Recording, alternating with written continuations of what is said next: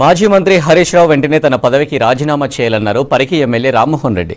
ప్రభుత్వం రుణమాఫీ చేస్తే రాజీనామా చేస్తానని హరీష్ రావు ఛాలెంజ్ చేశారని, ఇప్పుడు ఆ మాట నిలబెట్టుకోవాలని డిమాండ్ చేశారు. వికారాబాద్ జిల్లా పరిగిలో రైతు రుణమాఫీ సంబరాల్లో పాల్గొన్నారు ఎమ్మెల్యే.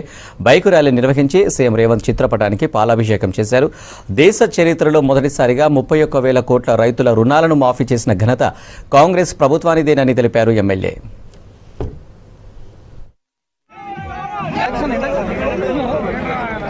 రైతులకు ఇచ్చినటువంటి మాటను రేవంత్ రెడ్డి గారు నిలబెట్టుకుంటూ ఈ 500 కోట్ల రూపాయలు మాఫీ అయితే గతంలో స్కేల్ ఆఫ్ ఫైనాన్స్ ప్రకారం 20,000 రూపాయలు ఇస్తున్నారు, ఇప్పుడు 40,000 రూపాయలు ఇస్తున్నారు. కాబట్టి పంటను బట్టి ఇంకా ధర పెంచే అవకాశాలు ఉంటాయి. కాబట్టి ఒక వారం 10 రోజుల్లో అందరు రైతులకు మేము రుణాలు ఇప్పించే కార్యక్రమాలు చేపడతాం.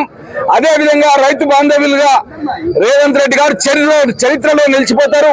నేను హరీష్ రావు సిద్దిపేట శాసనసభ్యుడు ఈ యొక్క 2 లక్షల రుణమాఫీ కేసీఆర్ ప్రభుత్వం గతంలోనే చెప్పినాం మేము, ఇది మాఫీ కాదని, ఇది రేవంత్ రెడ్డి మాఫీ చేయడని ఎన్నో సందర్భాల లోపల హరీష్ రావు చెప్పడం జరిగింది.